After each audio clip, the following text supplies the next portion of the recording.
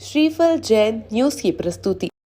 श्रीफल जिन पाठशाला नई पीढ़ी में जैन संस्कारों का बीजारोपण कर उसे प्रोषित करने हेतु सहज ज्ञानशाला। श्रीफल जिन पाठशाला, इसमें आप मिलेंगे अंतर्मुखी मुनि पूज्य सागर जी महाराज से, जो हर शनिवार एक नए पाठ के साथ आपको धर्म से जोड़ने का प्रयास करेंगे। श्रीफल जिन पाठशाला में आज सबको आशीर्वाद है। आज हम चर्चा ये करेंगे कि जैनों की पहचान क्या है।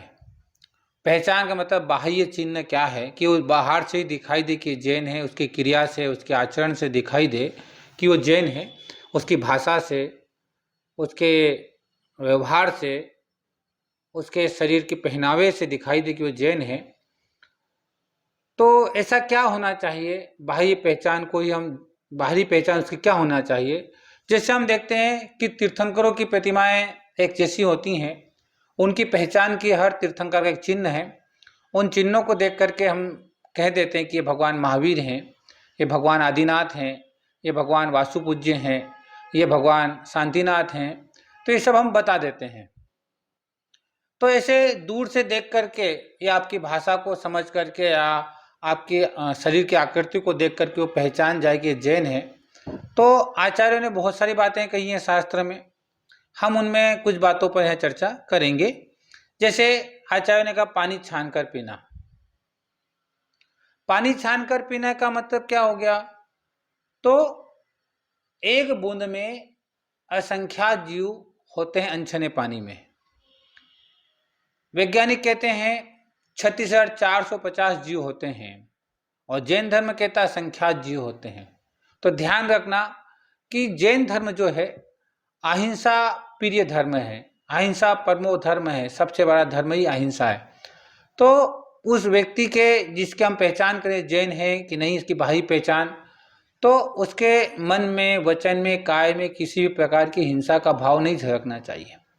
अगर वो पानी छान कर पीता है तो ये कहा जा सकता है कि जैन है, क्योंकि सूक्ष्म रूप से अहिंसा का पालन मात्र जैन करते हैं। यानी वो एक इंद्रिय जीव का भी ध्यान रखते हैं कि एक बूंद में असंख्यात जीव होते हैं, तो मैं छान कर पीऊं, उनका कोई घात मेरे द्वारा न हो जाए। तो बाह्य पहचान हो गई, वो अहिंसा है, अहिंसा धर्म को पालन करता है, तो बाह्य पहचान हो गई। अब इसके साथ हम जैसे फटाके फोड़ने की बात है, अगर हम फटाके फोड़ते हैं तो वास्तव में हम जैन कहलाने लायक नहीं है, क्योंकि फटाके की आवाज़ से हजारों पक्षियां मर जाते हैं। ऐसा वैज्ञानिकों ने भी कहा है और ऐसा रिसर्च भी आया है, हमको आप नेट पे देखिएगा, रिसर्च भी है कि आवाज़ से भी हजारों जीवों की मृत्यु हो जाती। सोचो, हमारे यहाँ तो एक इंद्रिय जीव को बचाने की बात कही, हम तो पंच इंद्रिय जीवों का घात कर रहे हैं। तो फटाके नहीं फोड़ना चाहिए हमें, बाह्य पहचान हो जाएगी जैनों की। दूसरी, हम अपने भोगों के साधन किए, भोगों की पूर्ति किए, किसी भी प्रकार के एक इंद्रिय से लगाकर पंच इंद्रिय जीवों का घात नहीं करें। जो चीज़ें उनके घात से बनी है उनका उपयोग भी नहीं करें, तभी तो हम जैन कहलाएंगे। जैन की पहचान क्या है, क्योंकि मनुष्य सब एक जैसे ही होते हैं, उनका जन्म स्थान भी एक जैसा होता है ना, खान पान मुंह भी सब एक जैसा होता है। पर अंतर ये है कि हमारा जो भी खाना होगा, पहनना होगा, बोलना होगा, बैठना होगा, जो भी होगा वो अहिंसा पूर्वक होगा। फटाके की बात हो गई, हम बिना प्रयोजन पेड़ पौधे न काटें, पत्तियों को न तोड़ें, फूलों को न तोड़ें। भगवान की आराधना करना है तो हम फल फूल तोड़ करके चढ़ा दें, क्योंकि हम जिनेंद्र की आराधना कर रहे हैं, उपासना कर रहे हैं। पर मैं इन फूल को लगाने से सुंदर दिखाई दूंगा, मेरा घर इसको सजाऊंगा तो सुंदर दिखाई देगा, इन भावनाओं के साथ जो होता है उसके अंदर अहिंसा का भाव उसके मन में नहीं है, तो जैन नहीं हो सकता है।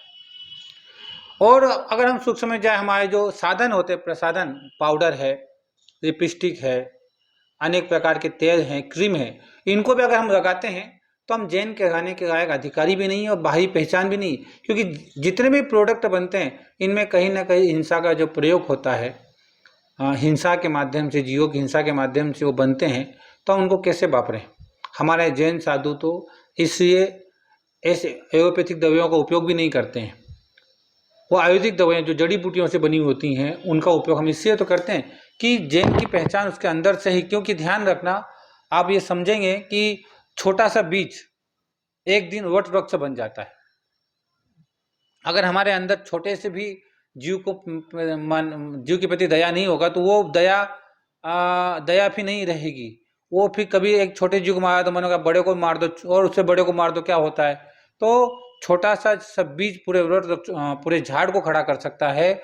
ऐसा ही थोड़ा सा हमारे अंदर हिंसा का भाव जागृत हो जाता है, थोड़ा सा हिंसा का भाव भी हमारे अंदर आ जाता है तो हमारे अंदर फिर वो हिंसा कब बड़े रूप में परिवर्तित होगी हमें पता नहीं चलेगा।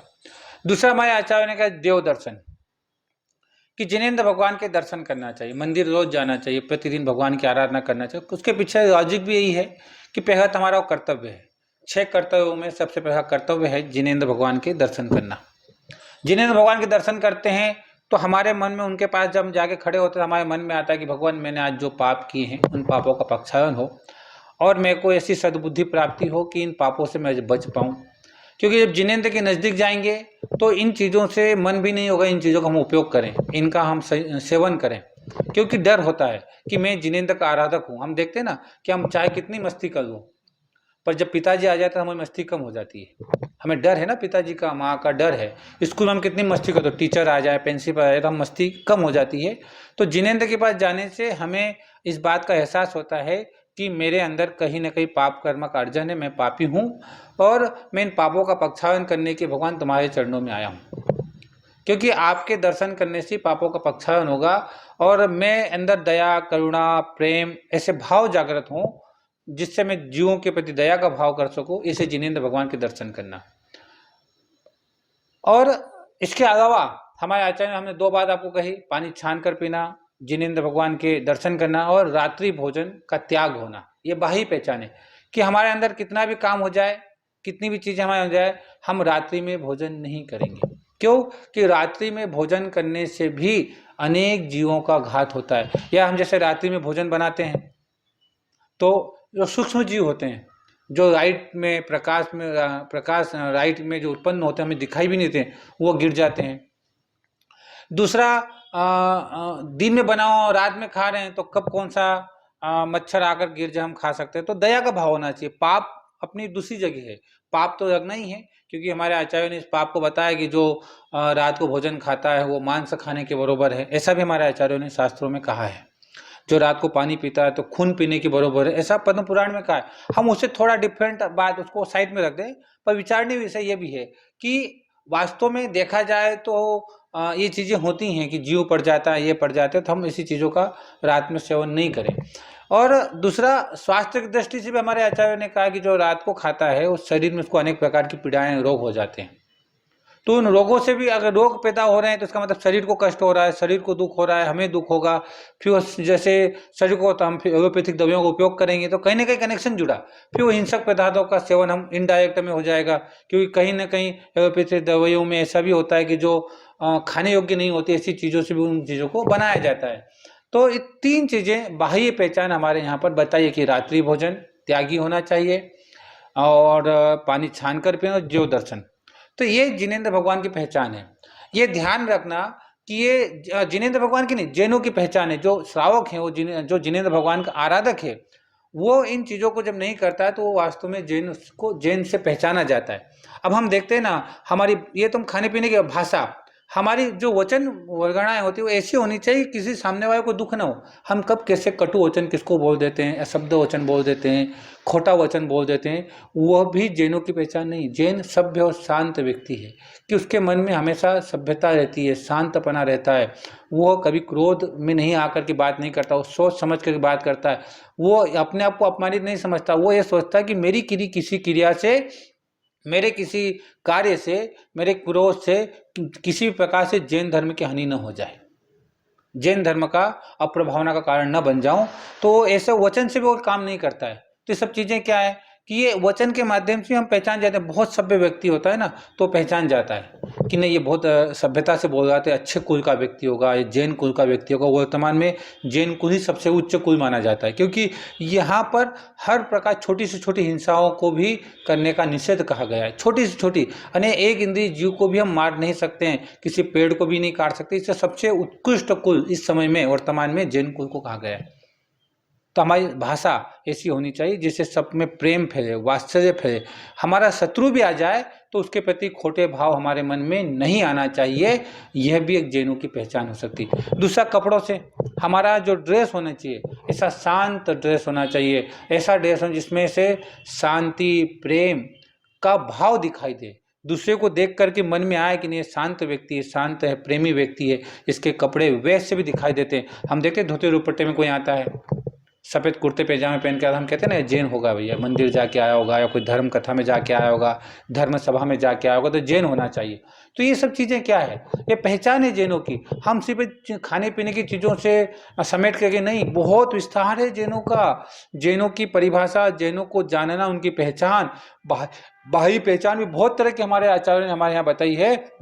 उनको सबको हमें समझना पड़ेगा, जानना पड़ेगा, क्योंकि आज हम किसी रूप में जैन नहीं दिखाई देते हैं। जन्म से जैन हो सकते हैं, जन्म से हम जैन बन गए, पर जन्म के अलावा हमारी क्रियाएं, हमारा व्यवहार, हमारी बोलचाल, हमारा पहनावे से भी हम जैन दिखाई दे, ऐसा काम हमें करना चाहिए। आज हम जैन कोई में जन्म तो हुआ है, पर हम जैन दिखाई नहीं देते हैं।